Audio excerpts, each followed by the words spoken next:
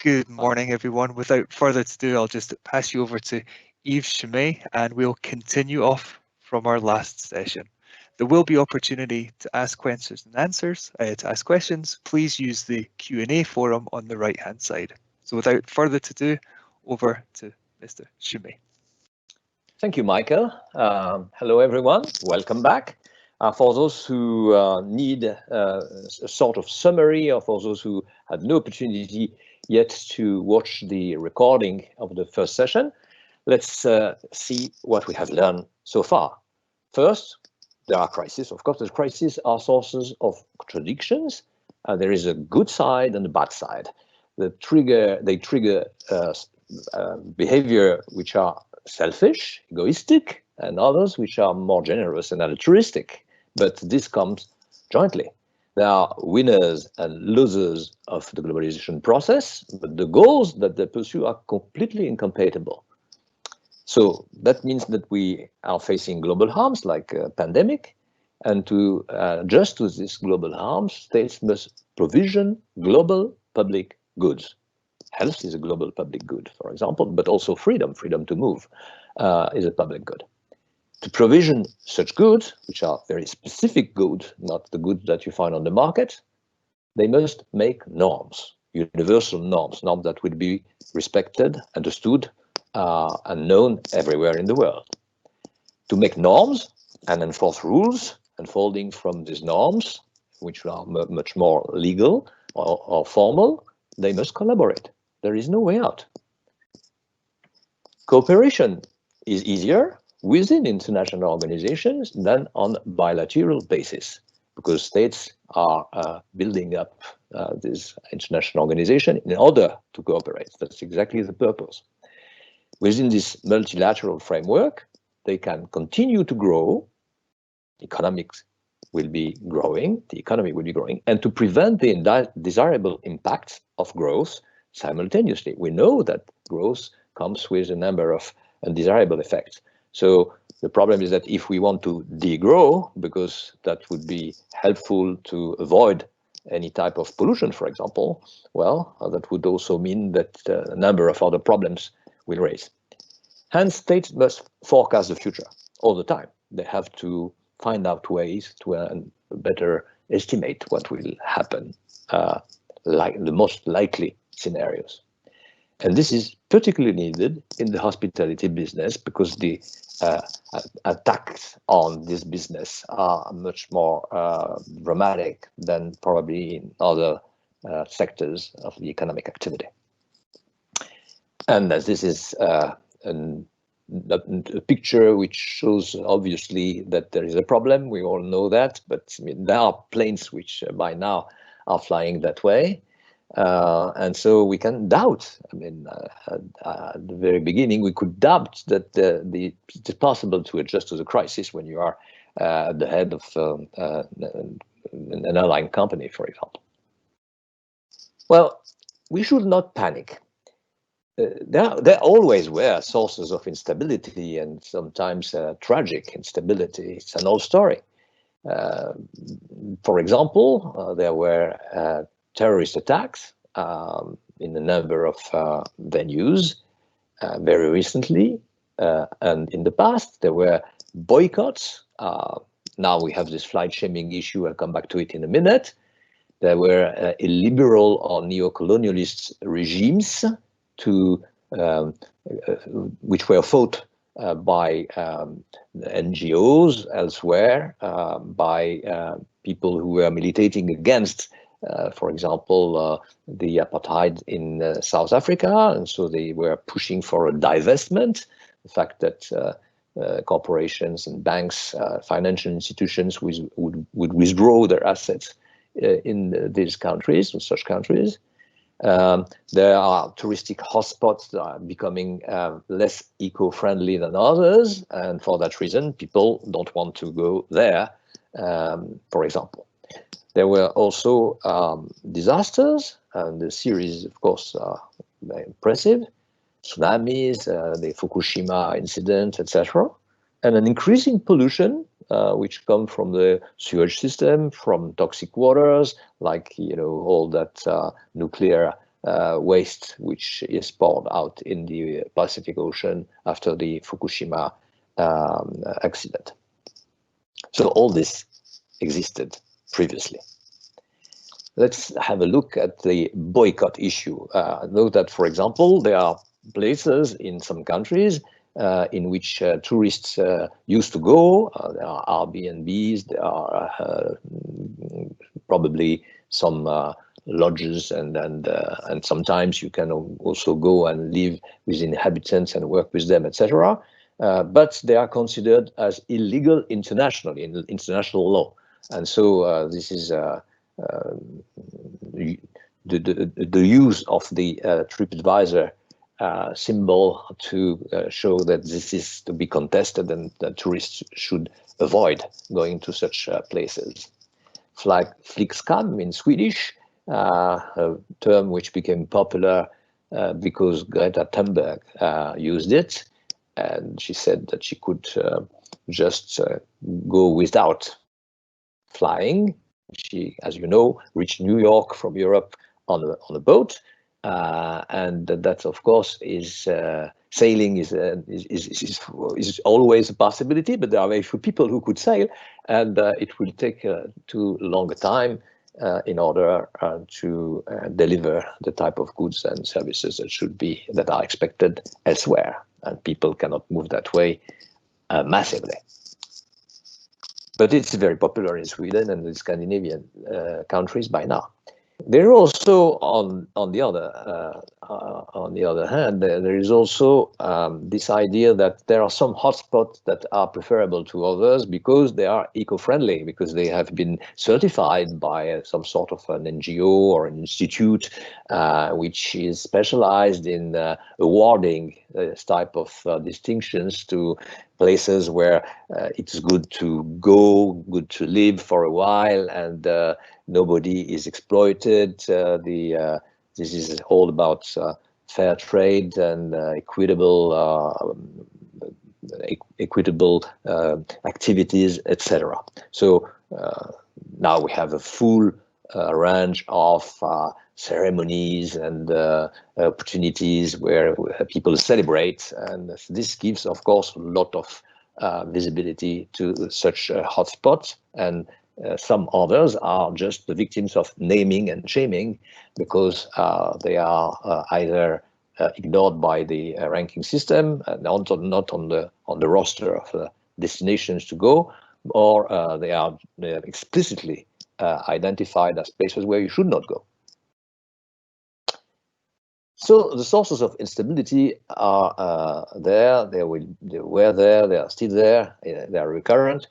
And the question is that we may have the impression that now instability is greater than in past decades, but it's a wrong assessment, because for young students it might not be obvious that aircrafts were hijacked in the 70s by dozens, that people were killed.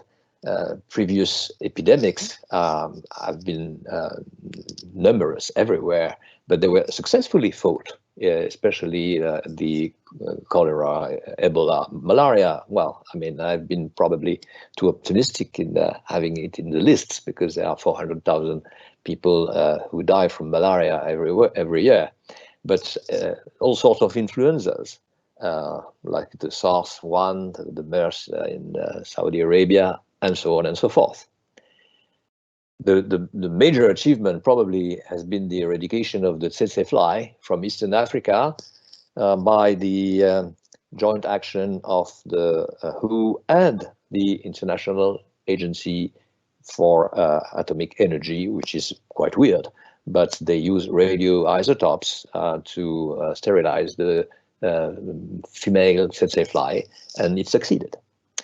And there was already war in Yemen and everywhere else in disputed places in the 60s and 70s, etc. So we have been used to see that there were very difficult times in a number of places in the world, and that would mean that it's going to happen and happen again, time and again. We are not going to get rid of all this completely, and certainly not in a short span of time.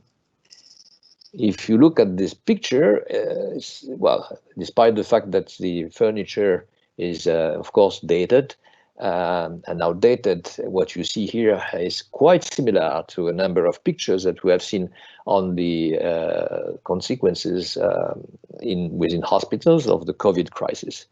And the post on the right, of course, is less up to date than what we see on TV, but ads, public ads to behave in a very hygienic way right now are not very far from this 1918 or 20 posts in the US.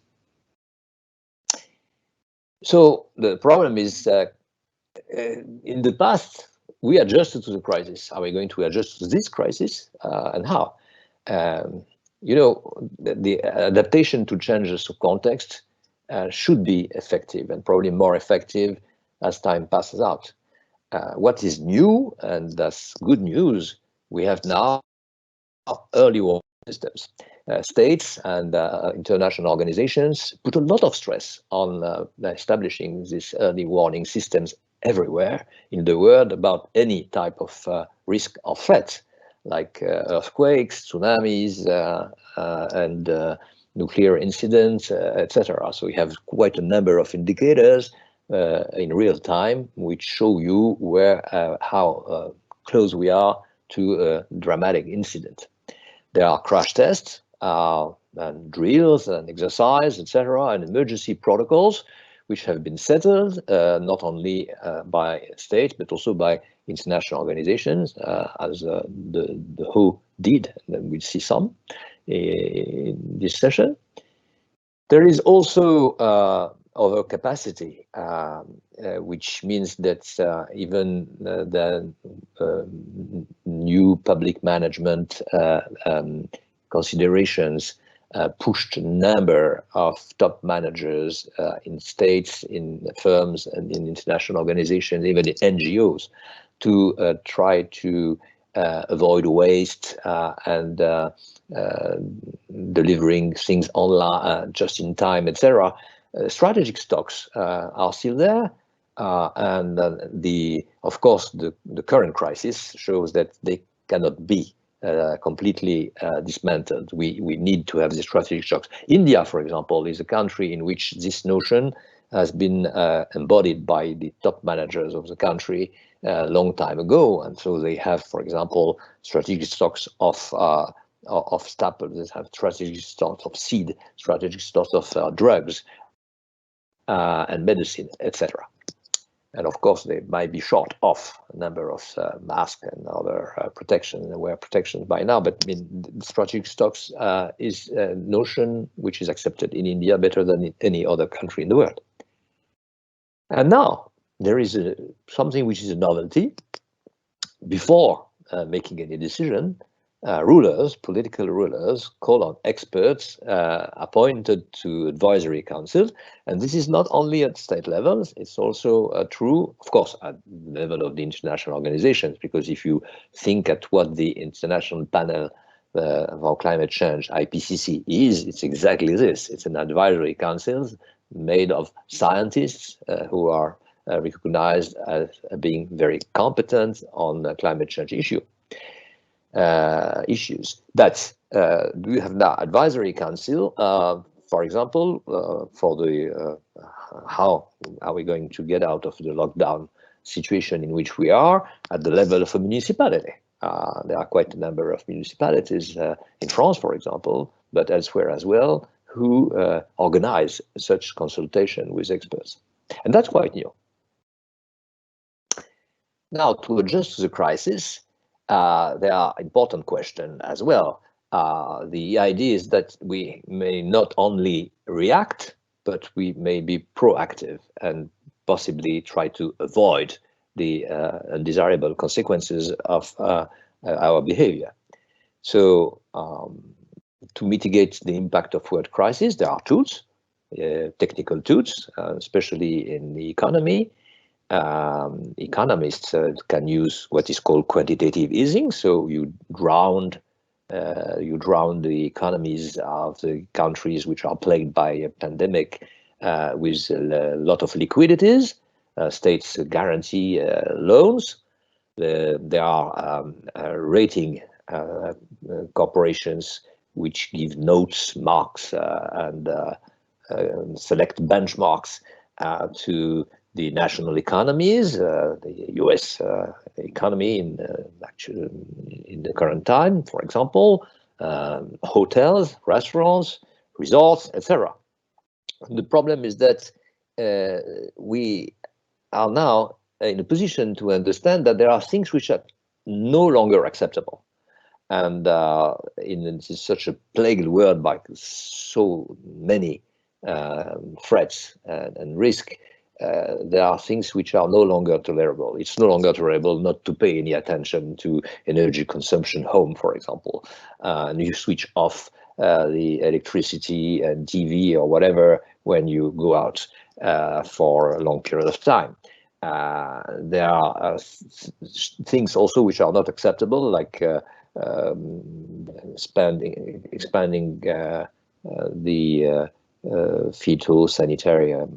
sanitary product in fields when it's not necessary or it's just out of proportion with the need, etc.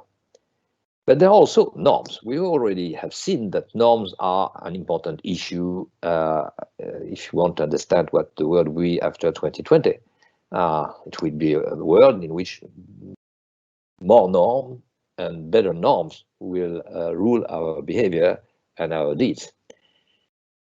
Norms say what mistakes to avoid. We know, for example, that there are things which cannot be considered as just things that we can neglect. And so from now on, quite a number of countries have prescription in order to sort out the waste that we have home and in fabrics. We know also norms that encourage some behavior but prohibit and ban other behavior. And also some policies are considered as being unavoidable. If you don't want to spend money on such a policy, then you will be constrained by your public opinion, by the world media, and by some observation from the outside. So you'll be named and shamed. And so eventually you will have to adopt new policy measures in some realms, like waste, like pollution, like climate change, and like hygiene and health. And there are goals which are now considered as preferable. I come back to this, but among these goals, there is this idea of equality. A better world is a world where people feel that they are more equal. But now, once this being said, how to get there is really a mess.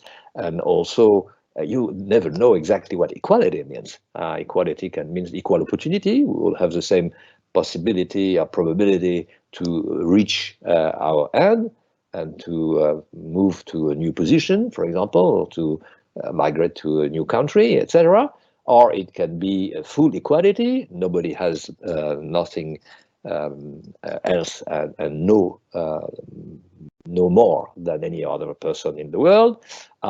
It could be also the outcome of an ideological policy driven by the idea that nobody should ever prevail in any field. So competent epidemiologists, for example, would be considered exactly equal to someone who is a non-qualified worker, and so on.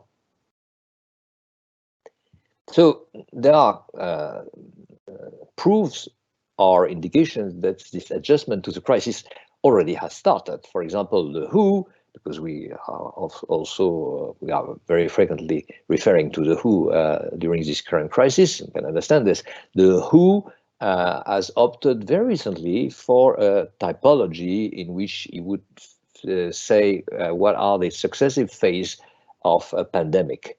That was made in 2009. That's an important date because it's 1 year after the economic crisis. It's 4 years after they opted for the universal regulation, sanitary regulation, which were more or less binding for states, whereas just before it was not. And so they are now, progressing, trying to improve their way to tackle this particular issue of pandemic with some sort of a protocol. This is a protocol with phase 1 to phase 8. It's a protocol. So we have now a protocol, and that's a tool of which we did not benefit in the past. Now, before we address the next issue, I would like to ask you, or Stuart, if Stuart is online, if there are questions to which I should answer by now, or if I should move on, or if I should make a break for 2 minutes just in order to breathe. Hello, Yves. Hello, Stuart. Unfortunately, it's me again. Unfortunately, Stuart is not on the call. However, there are a few questions down the right-hand side which you may be able to see. One in particular, I can was perhaps interesting. They all are interesting, but one in particular I've called out.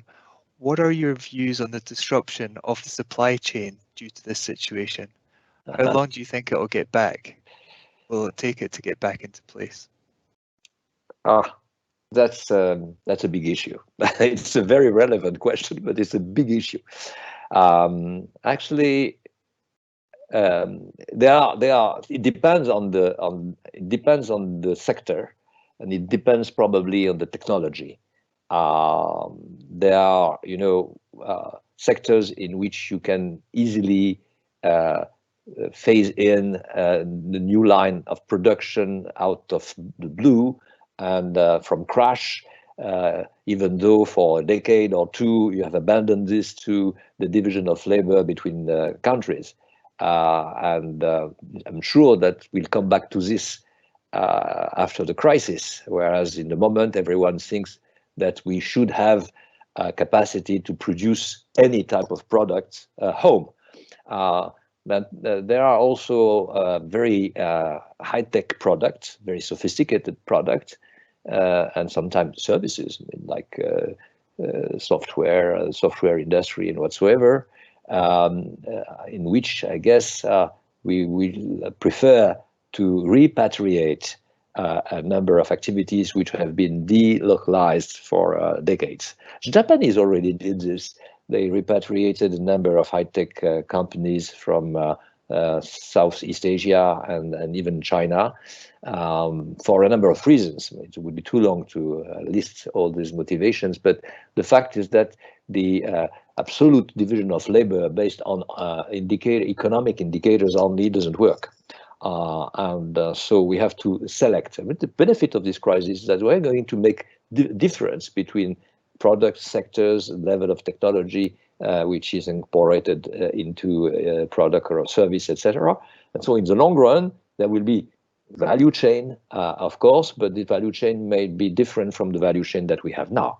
And what will be stopped is probably the fact that we'll use brokers and automatic brokers like algorithm, which actually just make some assessments of where each component in the value chain of a final product is best produced at the best price, and then the whole procedure will follow, and you will never know in advance where you are going to buy your oil, where you are going to buy your wheat or your corn or your milk or whatsoever, and you'll never know what type of prepared meal, an exotic meal, Japanese sushi or Italian lasagna, how it will be cooked and will be processed and eventually wrapped up and delivered to you. This will depend on calculus made by the algorithm, which is in the software of a computer somewhere. So this type of thing is probably doomed to disappear, I guess, in the long run. That's part of the answer, but there are many other aspects, which is probably too long. So is there anything else I can tackle by now? Okay, that's great. At the moment, I think that's good. There are other sort of generic questions relating to real estate and sustainable projects, really asking for specifics about the industry.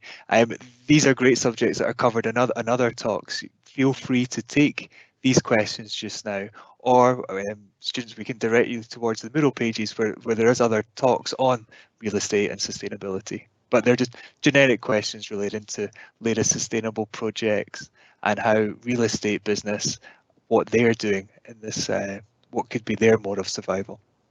Okay, let's come back to this question after I have addressed this issue of forecasting, etc., because this is part of a problem I'm going to address and probably more in depth in a minute. Okay, let's go back to the course. All right.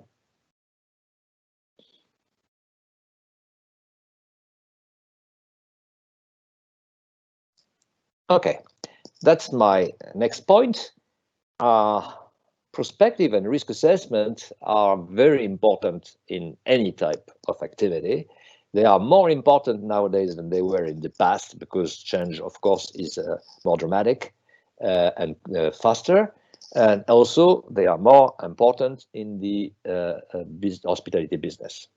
On this slide, you see the photograph of a genius, Isaac Asimov, who is an American and who wrote quite a number of sci-fi novels with a specificity at the time because he was the first one to focus on robots. That came from his background in, I guess, Eastern Europe. And as you know, robot, and I guess he is the one who coined the word robot, is a Russian name for worker. And so this idea that mechanical worker, automated workers could do the type of jobs that humans wouldn't like to do is an old idea, as you see. He was born in the 40s and the 50s, but he developed a whole theory about that. So there is quite a range of books about various points that he addresses through his imagination of situation, of course, which did not exist. And in The Naked Sun, this is the book to which I referred when I started this course, in The Naked Sun is dealing with Solaria, this planet on which there is 20,000 humans who never meet because their holograms only are invited to the dinner home, and they never meet because they are fearing of viruses and bacteria and anything. And the workers are those who are compelled to work outside and meet are robots. So in a way, he just figured out in the guise of a sci-fi novel what would be the outcome of the globalization process in the end. And this is why it is worth trying to better understand what prospective is about and how we could make sound estimates of what the future will be. The problem is that we've heard a number of words which are not exactly the same, and we have to understand the differences between these words because such notions are actually addressing different things. And you have an overview of all these possibilities here. There are some others, actually. As you see, you can understand that I prefer strategy at the bottom of the slide to prophecy at the top. And I'm going to just go into detail, not exactly in this order, but just wanted to show you that these forms of how to know what the future will be or could be differ a lot from depending on the angle that you adopt at the very beginning. Give me just a second, please.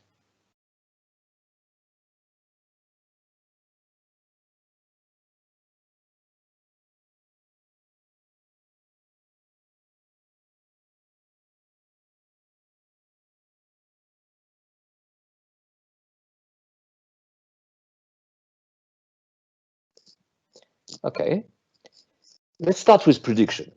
You know, prediction can be used as close to something that the Greek actually liked very much, the idea to go to an oracle, and the oracle would say what would come out in the future, sometimes with particular condition. I like very much this prediction, which is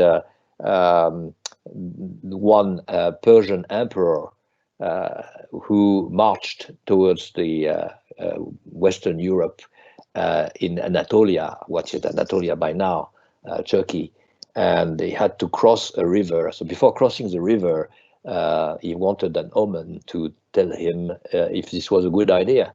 And the omen was, well, if you cross this river, an empire will fall. And so he thought that it was the Western Empire he wanted to conquer, but it was his own empire that he put into jeopardy by this too excessively ambitious move. So that's prophecy. Prophecy is something that can be absolute. You are going to lose this war. It can be conditional. If you do this and not that, then you can lose the war. But it's prophecy. Scientific extrapolation is different. There is no mysticism in scientific extrapolation. It's just that we know quite a number of things with some confidence, and the problem is that it's very likely that what we know, conditions, what will happen next. So prediction can be if, for example, there are quite a number of people who are jobless, and the rate of the job lost year after year, or even trimester after trimester, is tremendously increasing. And at the same time, there are quite a number of people which are very dissatisfied with the foreign policy of a government. Then it's very likely that in the next election, populist candidates will be favored over people who are more or less open-oriented and have a more cosmopolitic view, for example. So prophecy is a warning. I mean, I warn you, and if you don't do this or that, or if you do this or that, these things will happen. So I can guess what the future will be. For example, Cassandra in Troy, the legend of the war of Troy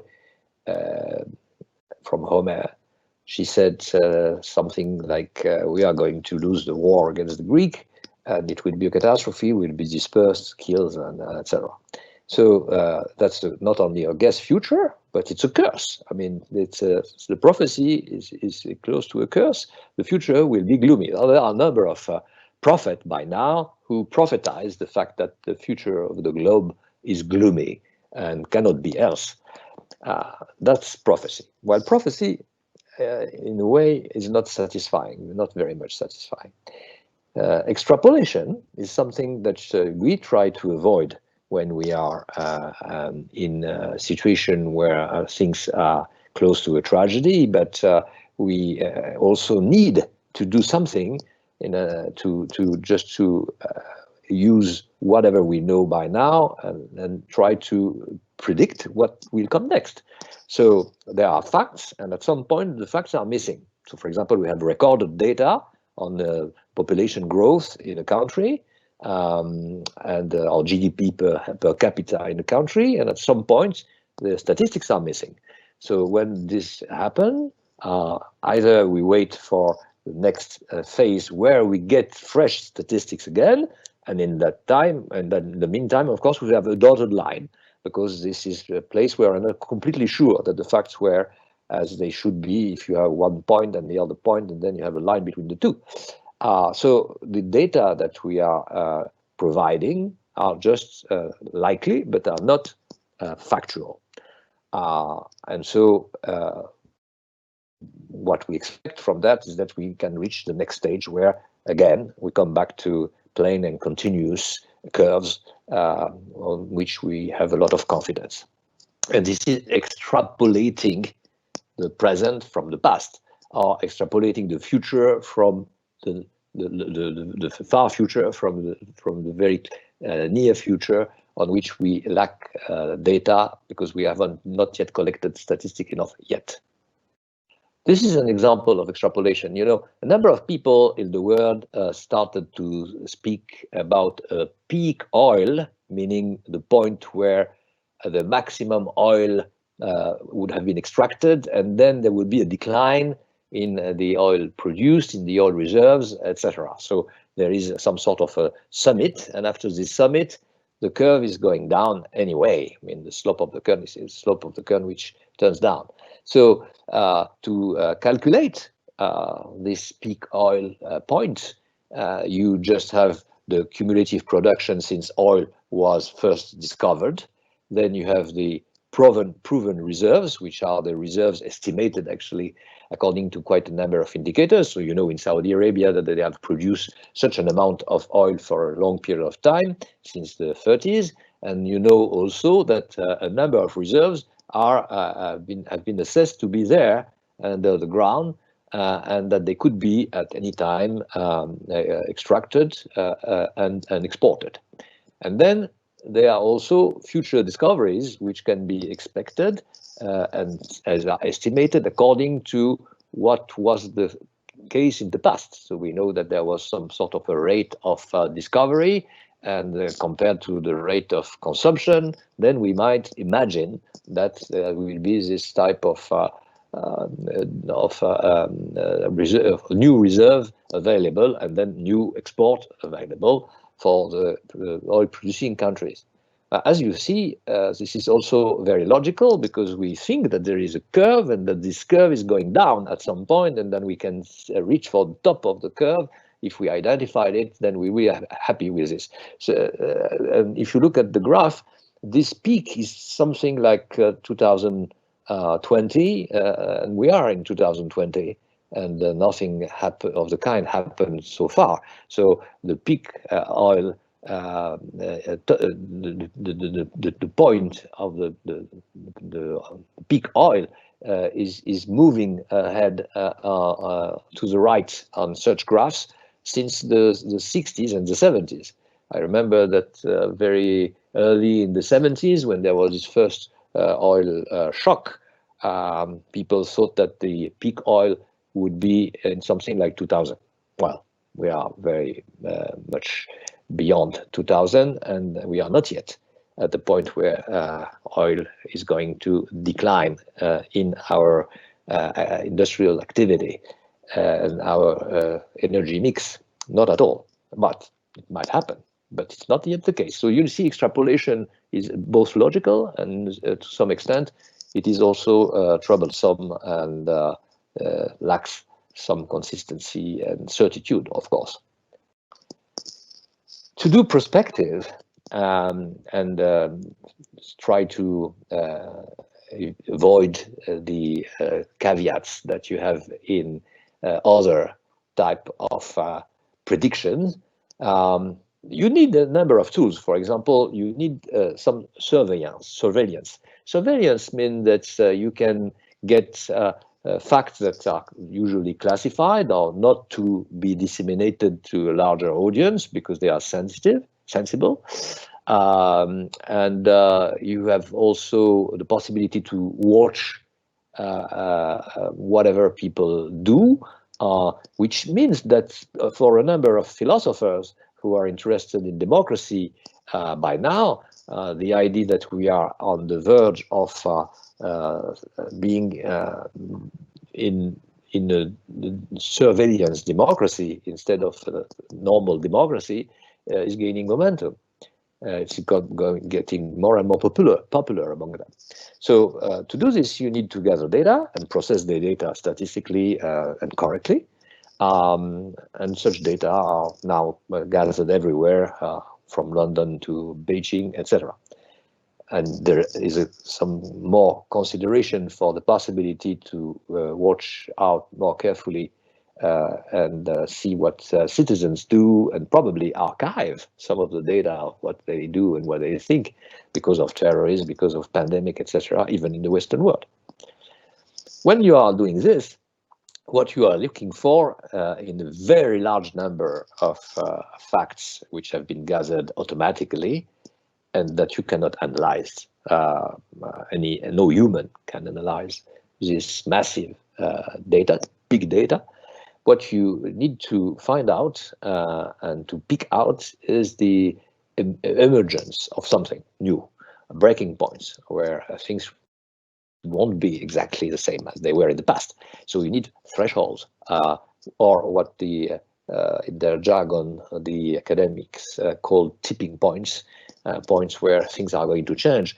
So there will be an after and a before. That's looking for what happened in the recent past.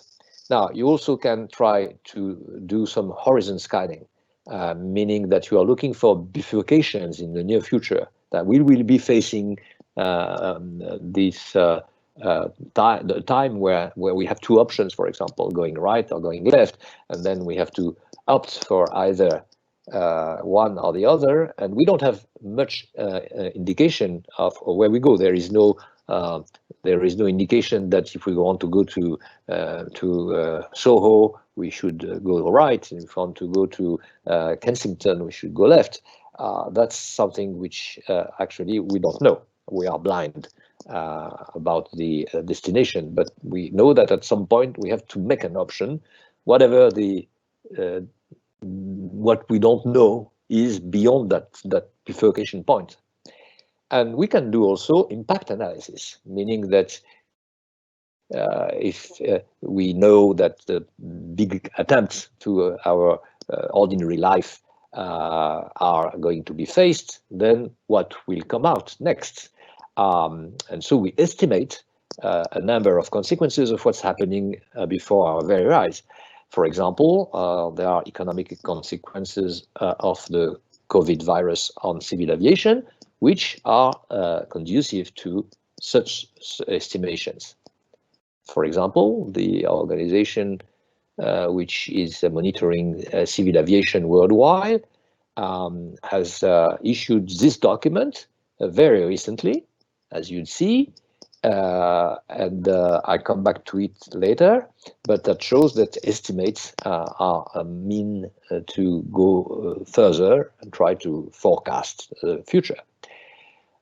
When you do estimate, you need to have correct figures. Well, that seems trivial and obvious, but that's not always the case. Look at this COVID crisis, for example. The death toll has been estimated quite differently in various countries, depending on how you would consider people dying home with a diagnosis which would be made by a local physician saying that it's very likely that it's the COVID which caused the death, or if you include those who only died in a hospital or in a retiring home, etc. So the figures can be difficult to assess as correct. And you also make logically consistent guesses, which means that fake news and imagination is prohibited. You should really stick to whatever consistent you have. Forecasts, therefore, very scientific, or they try to be scientific, and they try to resist tests which try to prove that they are either right or wrong, correct or wrong.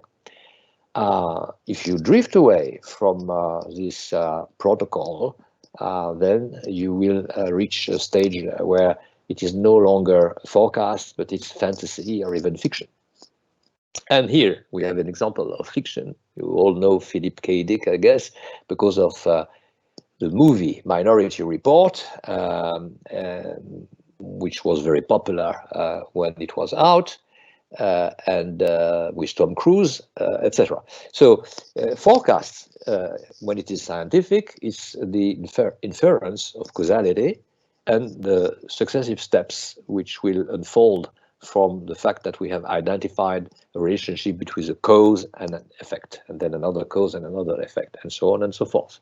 And so we can have models, and we can modeling the data we have, And this is exactly what the IPCC experts do with climate change. They have mathematical models, and as you have heard very recently with this pandemic, there are quite a number of people who do the same with the propagation of the virus, the contagion effect, especially those who are working at the Imperial College in London with Ferguson. So this is forecast. So mathematicians are probably good experts in forecasting, provided they have the correct data. Now, when you don't, what you can do is just to extrapolate from whatever facts you have, something which could happen in the future. And in that case, you would be able to warn the governments, for example, that something very nasty will happen. It's not only likely to happen, but will happen if nothing is done to prevent it, or will happen anyhow, and then you have to prepare for it and be able to react positively to it when it occurs. So this is what the Minority Report novel says. It's that you can forecast crimes before they are committed, but you can also forecast hurricanes before they reach the coast. And that works quite well for hurricanes, but not for crimes. In the forecast, inference is in particular very important. So you have to figure out the future as an inevitable consequence of the present. That means inevitable. It means that there will be no option. So you have to eliminate all the options which are evitable, which could never happen, for example. So to take an example, but what example?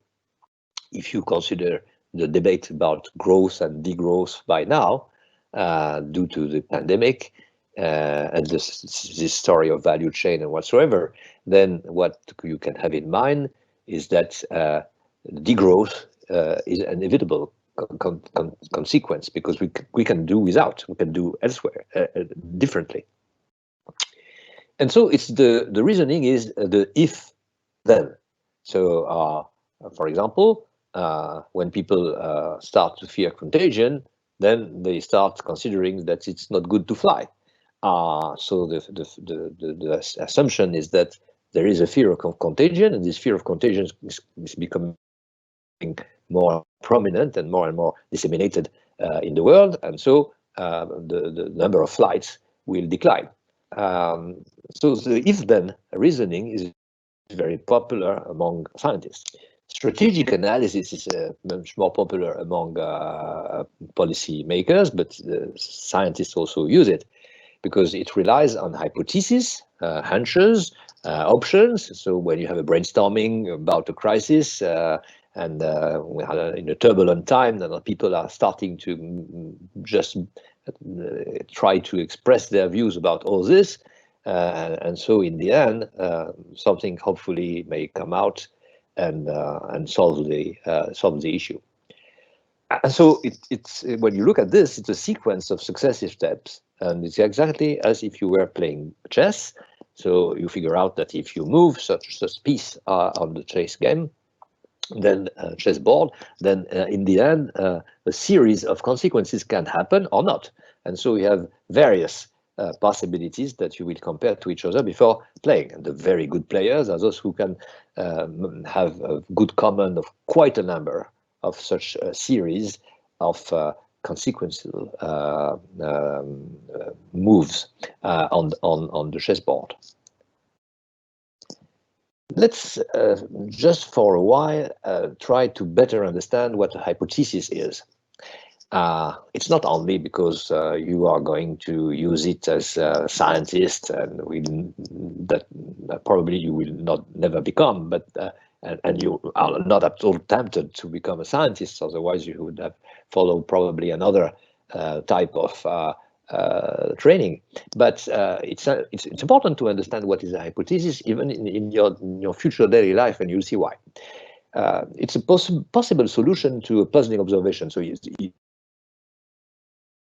and so you are very much concerned about that. and you have a possible solution to this puzzle. You have an idea about what is the explanation, but you need to test this explanation because it's a provisional one. It's not the explanation that you're looking for, and which should be endorsed also by other people. So it's one step below a true confirmed thesis. Hypo means in Greek below. So it's below a thesis. A thesis is something that would be accepted by everyone. Like we have a thesis by now, which is that the bats are at the origin of viruses, of coronaviruses, through a vector, which can be another mammal, for example, before it reaches human beings. That's a thesis.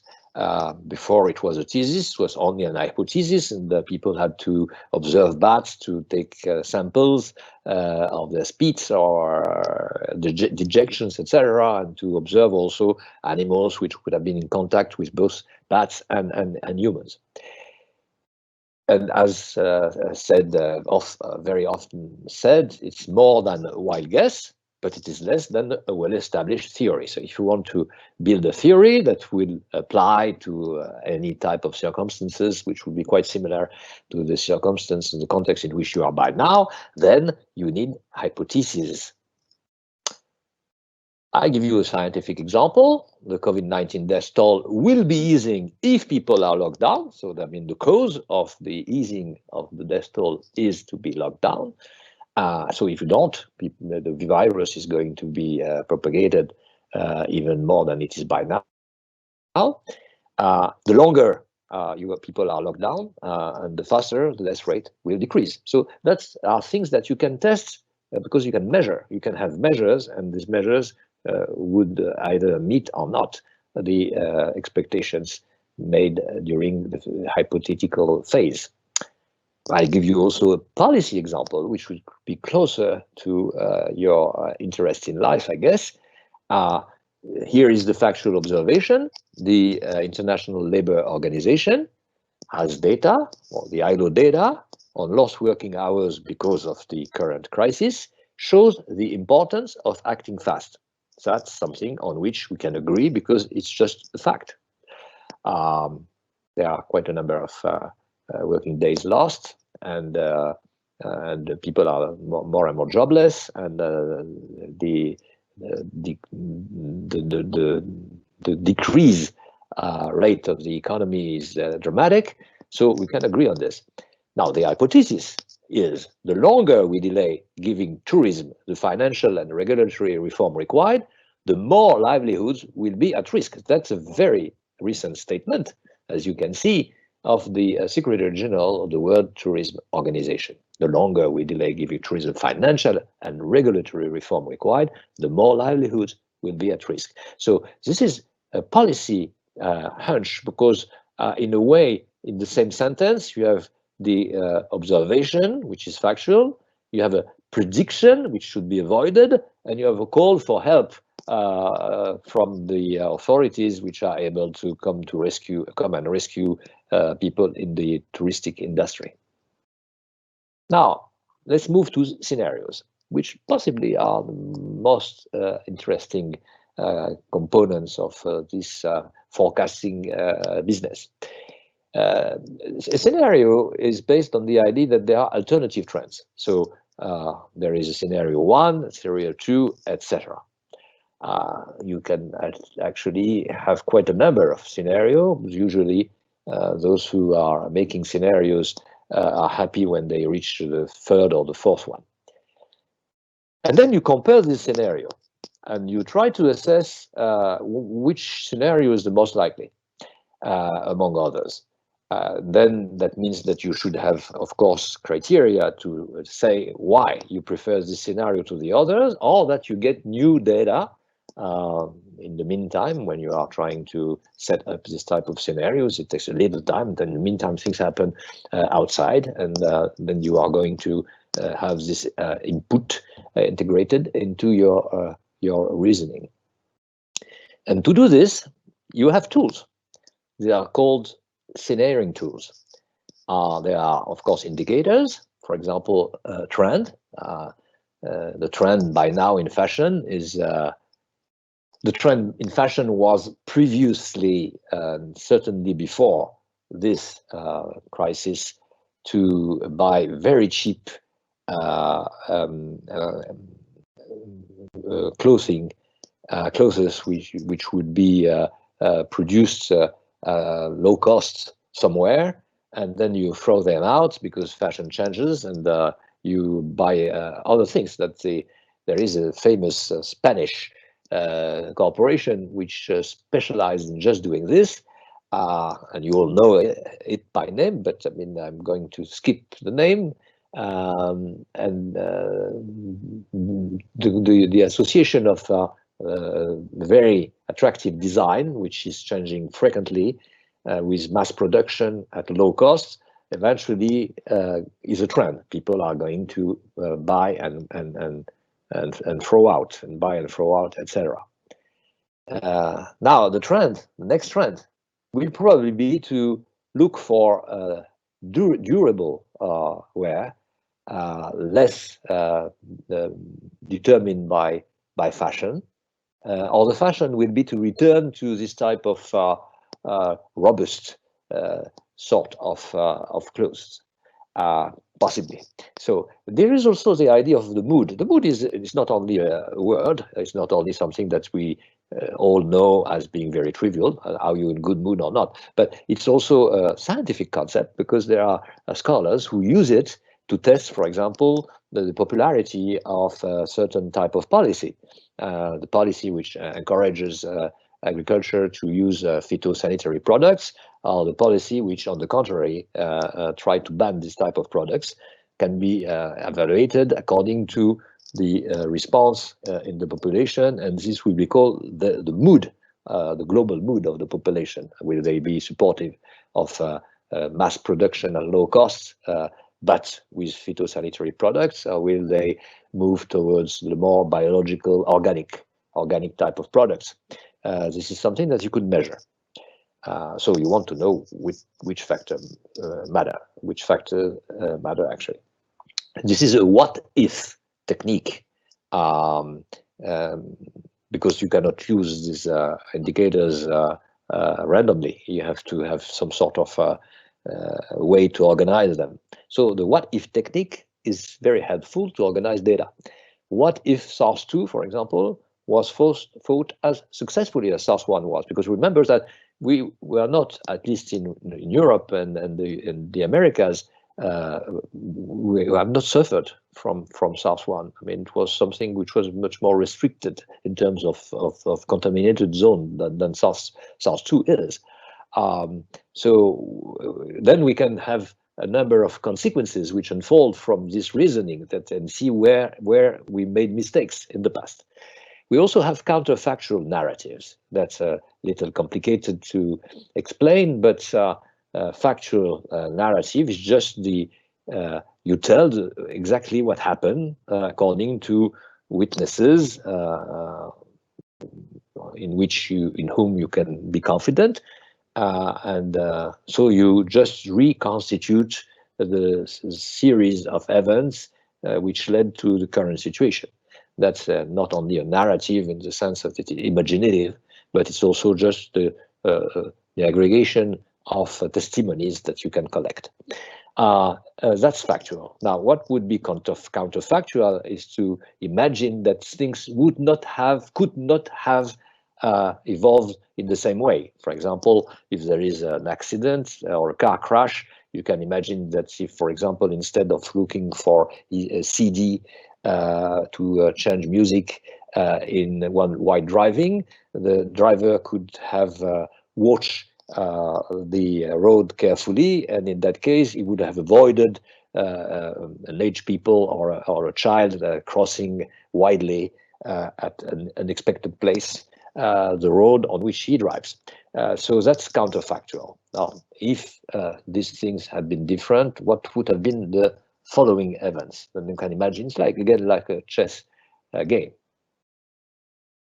A counterfactual narrative, we have an example. There is a series which is broadcast by now on several networks, which imagine a situation in which Roosevelt lost the 1940 election as president. And so, of course, you can imagine that if Lindbergh, who at the time was supportive of the Nazis and very empathic towards the Japanese, I mean, this situation would have been quite different. I mean, probably Pearl Harbor would not have happened.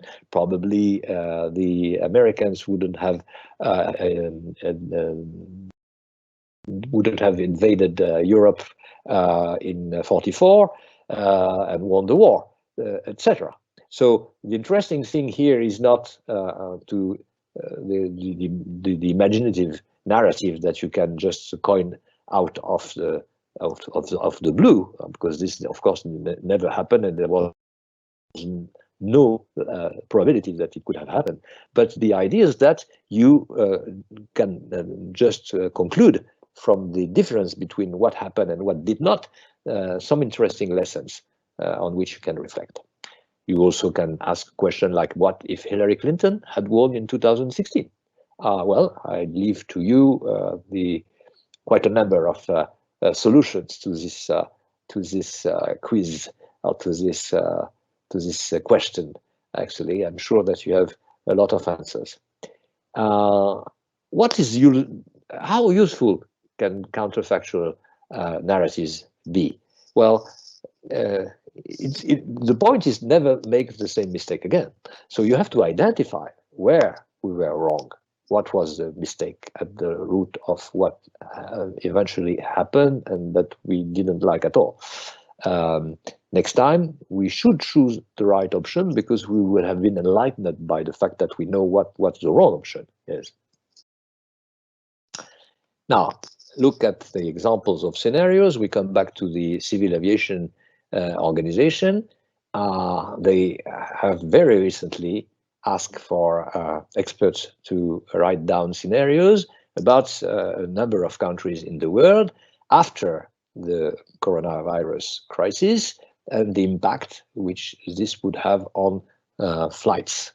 And the answer is, I don't know if I really want to show you this, don't misinterpret it. It's just a scenario. So for the time being, it's all things being equal, but things are not going to be equal because they are going to change, and people can make them change. So for the moment, it's just an estimate of what could unfold from the current crisis at the pace we already know, the pace which make aircraft stay on the tarmac instead of flying.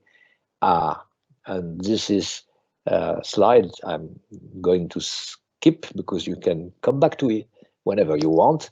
It's not really encouraging, but as I told you, there are solutions to this in the long run. In the long run, the problem is that we cannot predict, and this is what we have as a problem about predictions.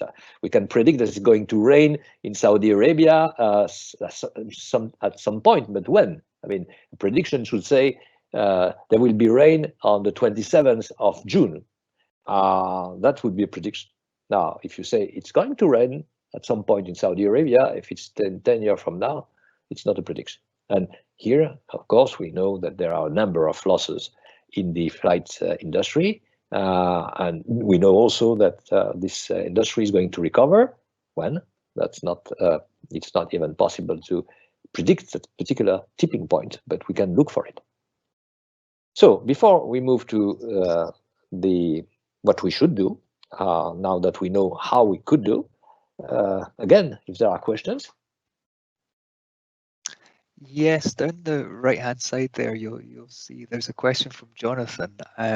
It's related to the COVID-19. So due to COVID-19, there are now thousands of different standards for hygiene being created by hotels, tourism boards, countries, and associations. Wouldn't it be more beneficial if there was a global practical minimum standard created by the WHO and the WHO and the WTO, which could be adopted and then implemented? What's your thoughts on that?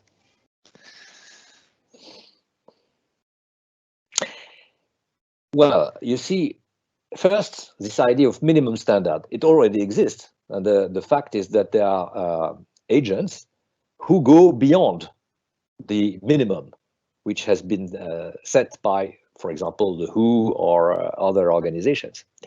So you always have the possibility to display more goodwill than is expected from you according to the agreement that you signed, to the norms to which you agreed once discussing and concluding a discussion or a negotiation within such an organization.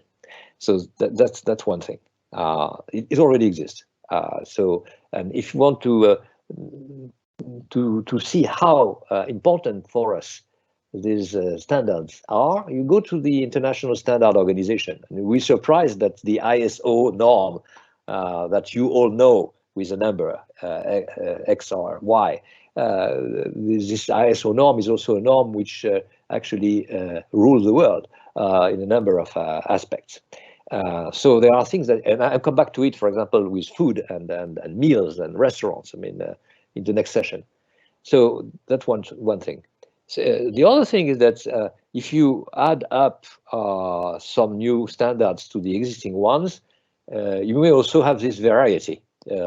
People may opt for standards which are in a way diverging from the principles on which the minimum standards have been imagined.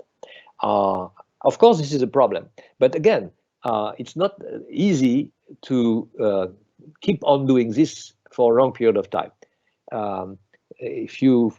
During this crisis, for example, we have a number of agents who say, all right, masks are recommended by, wearing masks is recommended by the WTO, by the WHO, but it is not said that it is compelling. So we in the municipality of whatever, Stuttgart or elsewhere, we decide that it is. So everyone should wear a mask, and if they don't, they will be punished. There will be a sanction.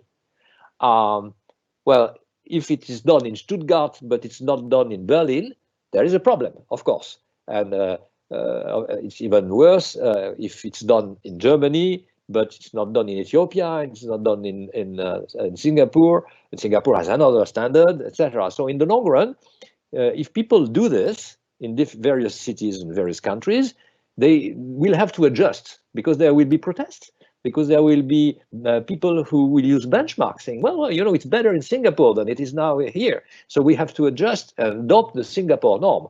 So in the end, one norm is going to triumph. It will be based on the bottom of the pyramid, which is internationally designed within an international organization. And on top, you have some very smart addition on which a number of people rally after a while. That's what the benchmark is. So guidelines, etc. So this will win in the long run. Okay, that's great. Thank you. Well, the misspelling is really telling and interesting because it was written Vovid, and so you have now correction saying it's COVID, but Vovid, if it could be Vovid, we will love, in French, vivre, it will be better. Thank you for that. Okay, I'll come back to the course. But again, you can, Mike, if you think that there is something worth of stopping the presentation, I do it immediately. Sure, thank you. So if we try to imagine the future, we know that there are now various ways to imagine the future and that they differ on a number of aspects. The question that we should ask are as follows. Is an increasing influence of international organizations likely? Now, if I stop at that point, there are quite a number of scholars, including some of my colleagues and some of my friends among these colleagues, who would say, no, you know, of course, because the states are those which create international organization, provided that these IOs are just complying to their standards and they're just following their goals and they don't do anything else. So they are ancillary. They are there to help, not as autonomous decision-making centers. And if they do, it's because states have an interest in this. They can give them some room for maneuver in certain sectors, but certainly not, for example, in security, where armaments, weapons, soldiers, garrisons, bases, etc., remain within the basket of the national states. All this is true, but that doesn't mean that influence will not grow, because power is one thing. I mean, the International Red Cross has no power to constrain a state to allow its representatives somewhere to visit people in a prison in case of a civil war, for example. Think of Syria. But if the Syrian government doesn't accept the ICRC representative in the Middle East to organize this type of visit, this means that it has something to hide, and something bad, of course, something which is not acceptable. So that means that the ICRC has no power to compel the Syrian government to accept visits to the people who are jailed in Syria, but it has enough influence to put some pressure on the Syrian government to accept this eventually. So this influence is growing, and there are people who abandon the idea of talking about power, because power is a misleading notion, and they prefer to say control. Are you in control of something? Well, of course, the WTO, the World Trade Organization, is in control of a certain number of misbehavior, lack of consistency of with the commitment made at the level of the organization in Geneva by some countries at some moments, and they have retaliation means. So, you know, that's some sort of control. So if you substitute control to power, quite a number of objections to this, the answer yes to this first question are just outdated. Which IOs in particular, that's something to figure out, because we don't really know, but I'm going to address this issue carefully, in particular in the sector which is of some concern for you, hospitality, etc.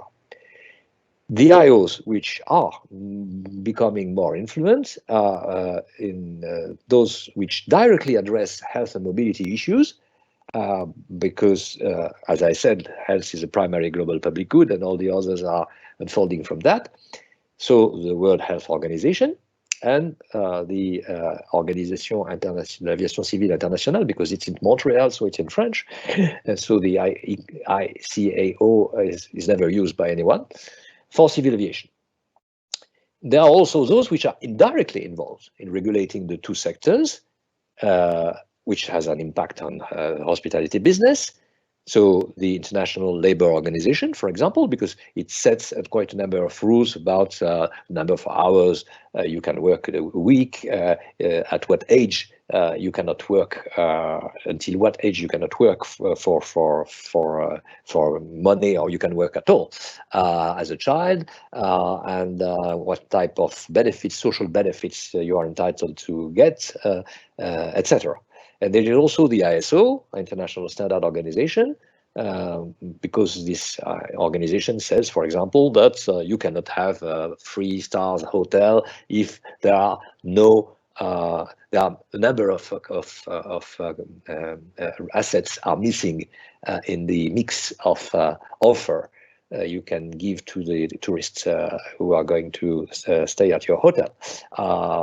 And same with the plugs, and same with any other things, and also with the type of aircraft on which you board, and so on and so forth.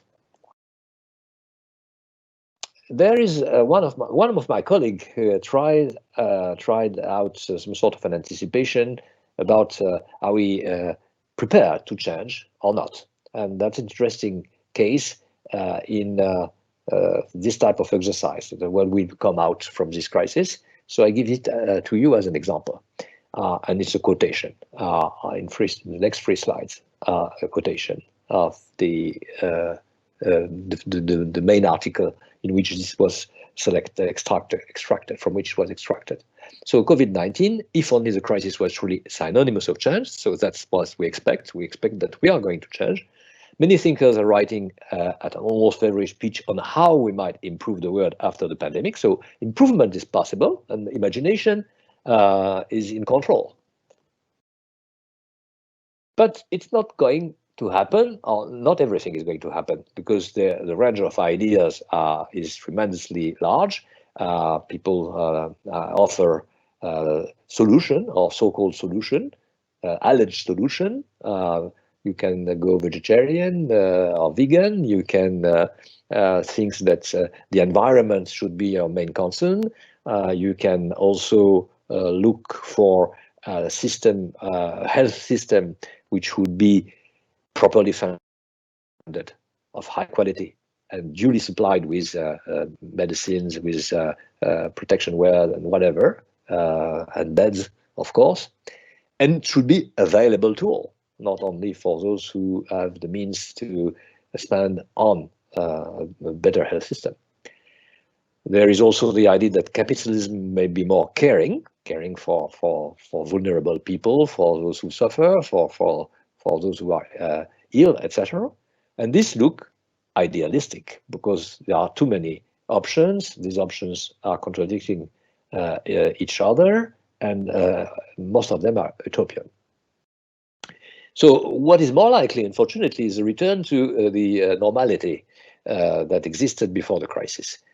And we know that in the past, this is exactly what happened. I mean, remember that between the 2 world wars, for example, people returned to the biases and the type of misbehavior that they had before the World War I, which led eventually to World War II. And there was also a situation in which transformation were needed and were even imagined and then debated publicly, but they never happened.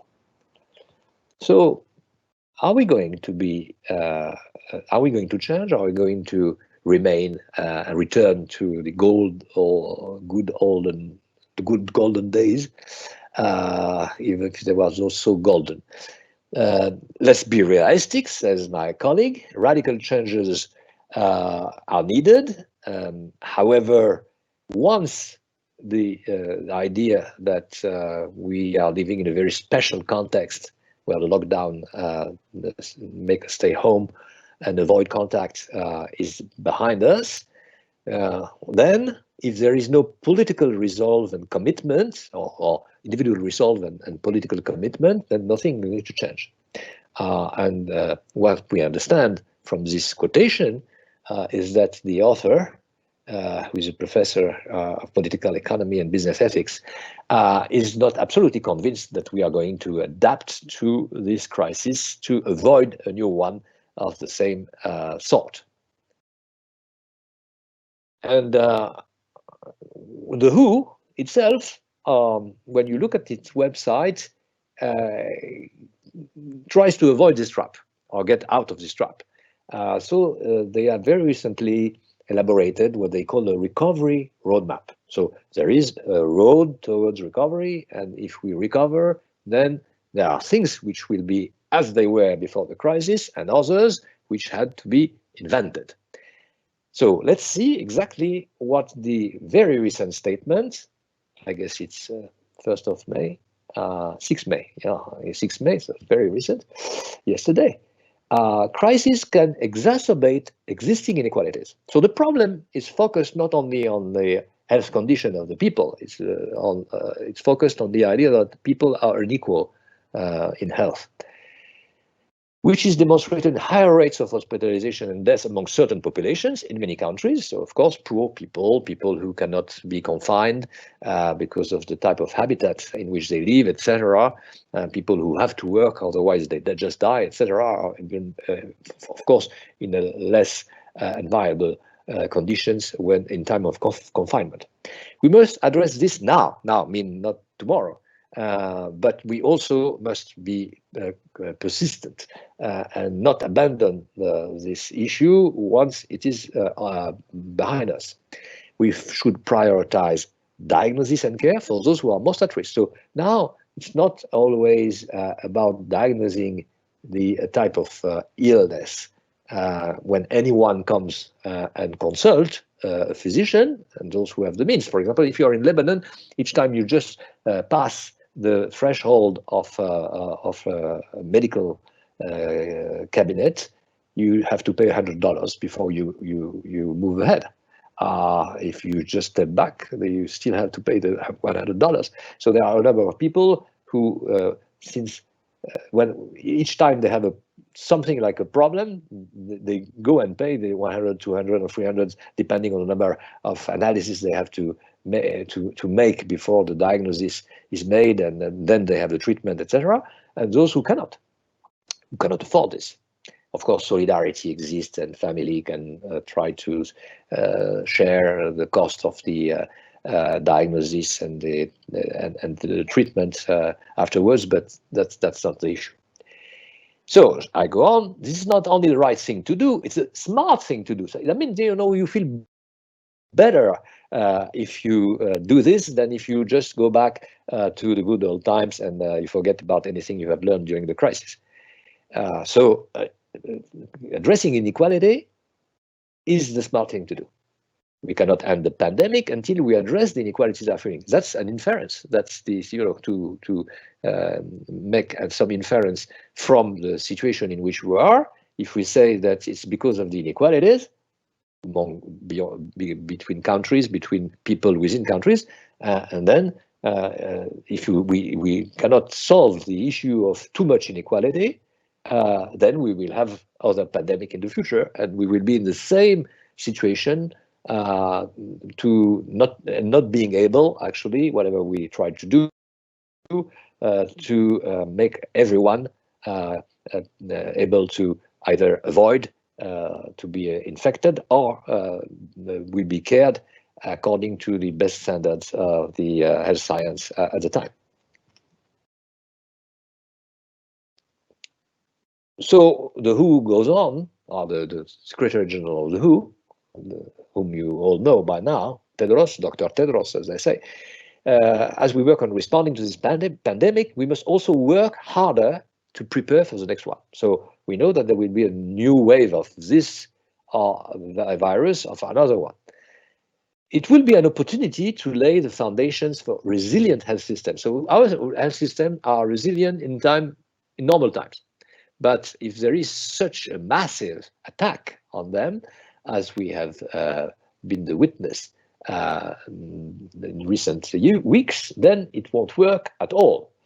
If we learn, and it has been ignored for too long, so science, knowledge are very important to solve these issues. If we learn anything from this crisis, it must be that investing in health now will save lives later. So spend money now, although it's not absolutely necessary now, but then you will be very happy in the future because it will spare you a number of casualties.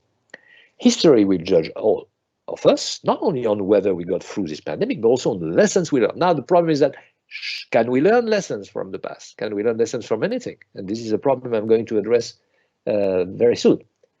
Because once a crisis is over, people tend to return to the pre-crisis situation without changing anything to their behavior and to their cognitive maps.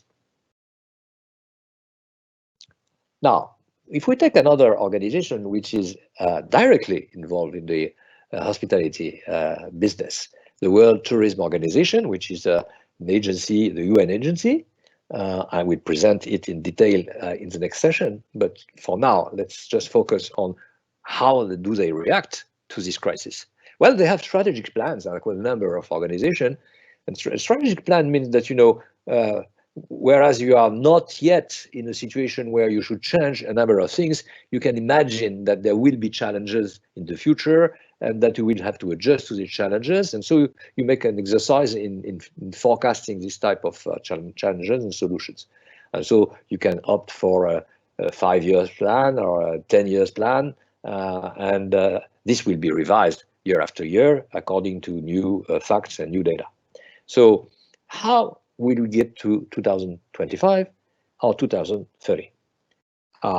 Well, they have, for example, a roadmap to get to a stage where a high ambition scenario is elaborated. That was very recent. But this high ambition scenario, despite the fact that it was thought out in March, is not about the COVID crisis. Not at all.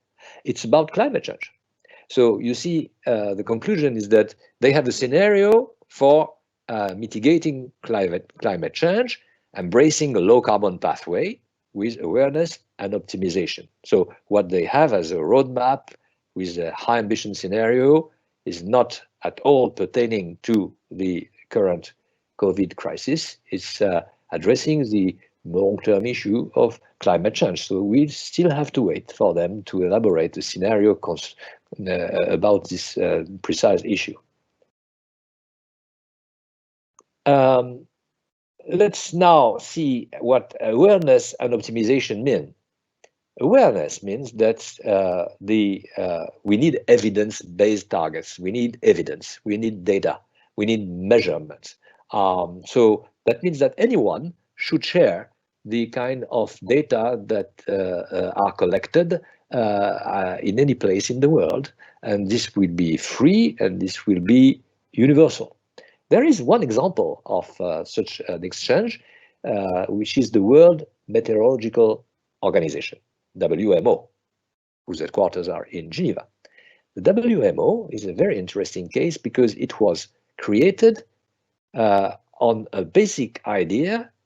You first have to collect indications about the weather with the same tools, in the same conditions, wherever in the world. And then the second principle is that you should share this freely, whatever the context. That means that in time of war, for example, the belligerents exchange informations about the weather in the country which is bombed, which are received by the country which is going to bomb the former. So this happened in Serbia, for example, in the 90s. It's happened in Iraq in 2003 and so on. So the meteorological offices there continued to share the information collected about the weather, which helped a lot. I mean, the enemies to organize their military operations. As for optimization, it means that we have instruments and strategies to scale up mitigation and adaptation in the tourism sector with all stakeholders. That means that everyone which has a stake in this sector should be heard, should have an opportunity to make his or her voice plain by any vector and channel. This is now this particular precision about the difference between mitigation and adaptation. When you mitigate, you prevent, so you are trying to treat the causes of climate change. So, for example, you stop stop burning fossil sources of energy, hydrocarbons, etc.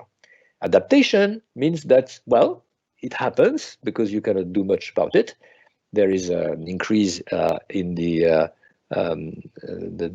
ocean, the level of the ocean increases, for example, and you cannot do much about it, but you can organize the reaction and find solutions to that. For example, you can have higher protections against the waves. You can also build on a different type of foundation. You can imagine that if there is some sort of a tsunami that cannot be expected, or of a gigantic kind, so you will evacuate according to a protocol which is rehearsed from time to time, etc. And so this is why the World Tourism Organization says that we live in one planet, on one planet, and so we should travel with care. And of course, if I had to stop at that point, I would say the best thing I can wish you is to travel with care wherever you are and wherever you go, or will go when the confinement will occur. Okay, I'll take some more questions also at that point. Okay, there's a question here about your thoughts on the vaccine trials. What are your thoughts on the vaccine trials that are about to begin soon in Italy? Do you have any thoughts on that? No, not at all. You see, the problem with vaccines is that you never know how long you are protected. First, you never know if the genotype of the virus is so similar to the previous one that you are still protected against the new one after having been vaccinated for the previous one, which is no longer contagious. So if the idea is that once people are vaccinated, they can travel, they can go to resorts and have fun and go to restaurants and enjoy meals, etc., behind the question, I'm not sure that reaching a stage where a vaccine exists will be the solution to the crisis. I guess you know what was called as herd immunity is probably a better solution than the vaccination for everyone. Besides, there are diseases against which we have no vaccine. And for example, malaria, AIDS. I mean, you know, there are drugs, of course, and that the new. Actually, can be optimistic because once you are actually infected by the virus, this one or the next one, then the experience that has been reached during this particular crisis, which was very acute, which plagued the health system and the hospitals everywhere, and is still going to do this in countries in which the impact has not yet been as high as in Spain, Italy, or France, for example.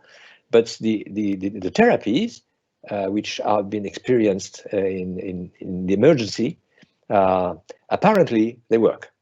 So the last informations I got from physicians and people who do research about this virus.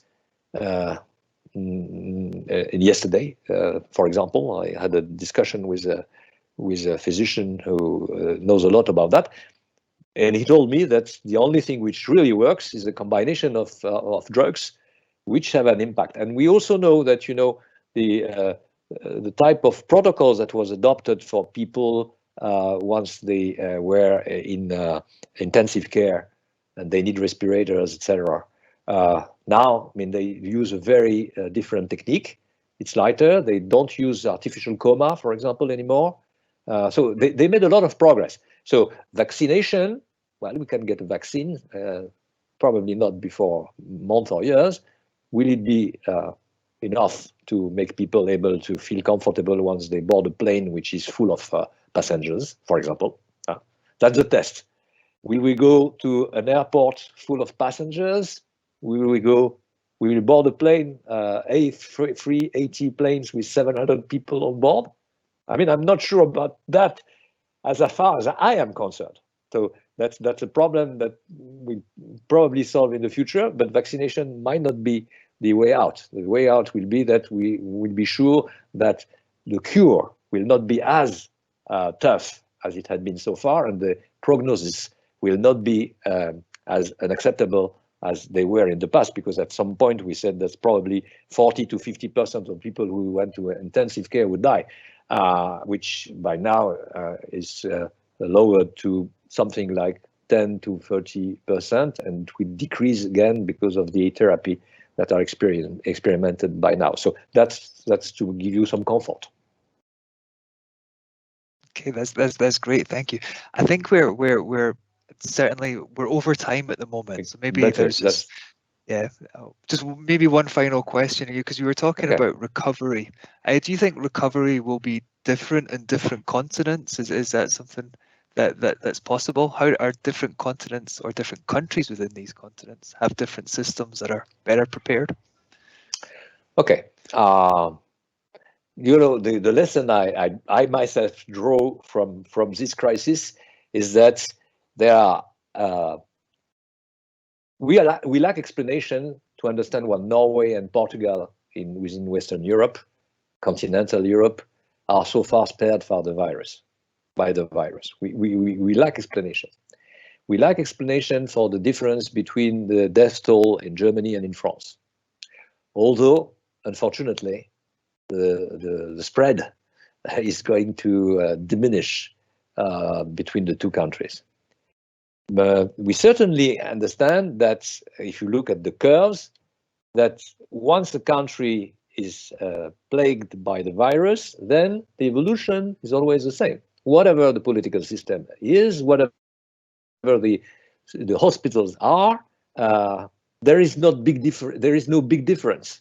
I mean, they are affected or impacted in the same way. Now, of course, the degrees may matter, because if it's a matter of 1,000 deaths avoided or 10,000 deaths avoided, it matters a lot. But you see that the curves are so similar that it doesn't. I mean, the cause cannot be found in the differences in political systems. If there is a difference, political difference is in the way governments reacted to the WHO recommendations, and did they behave according to the WHO regulations? Yes, if we look at this, we'll see differences possibly. But there are also countries in which we don't have statistics. There are countries which have not yet been under the invasion of this virus and might escape because of the weather, because of the season or whatever. But I'm sure that the problem will remain the same for everyone. So the solution is research, of course. This is what is done by now, and so medicine may be very helpful, but hygiene and the way people behave towards each other might change. You know, in France, we kiss each other each time we meet. In England, you shake hands with someone the first time you meet, and then you don't need to do this 5 times a day. Well, in France, if you just refuse to shake hands with someone, you may be considered as a terrorist or as someone who is asocial. These things are going to change, obviously. Social distance is going to remain, I guess, in a way or another. And that would help a lot for people to travel, for example, to have a good time in nice resorts, resort areas, and so on. So, but political systems, no, it's not. What the only thing to add up with this, the only thing which works, which seems to work, is the tracking. It's a tracking process, because if you look at Taiwan and South Korea and even Japan, these are the countries where tracking was used very early in the development of the pandemic. So the outcome for this big, dense country, which is not the case of Norway or even Portugal, here we have dozens of millions of people living together and being in contact every time. And well, they are very few people who have deceased from the virus. This is because of tracking. Now, a lot of people don't want tracking to be implemented for moral, ethical reasons, legal reasons, or whatsoever. So that's a problem. The only solution is if we could track all those who have been in contact with other people who have been sick and people who have reached a stage of immunity, etc., etc. But of course, if you look at the whole mankind, we won't reach that stage. Never. Okay. Thank you, everyone. That's great. Thank you. Thank you, and thank you very much. And then again, we'll see you all next week, next Monday, in the same place. Great. Different time, but we'll send out the link. Great. Bye bye. Thank you. Thank you, Michael. Bye.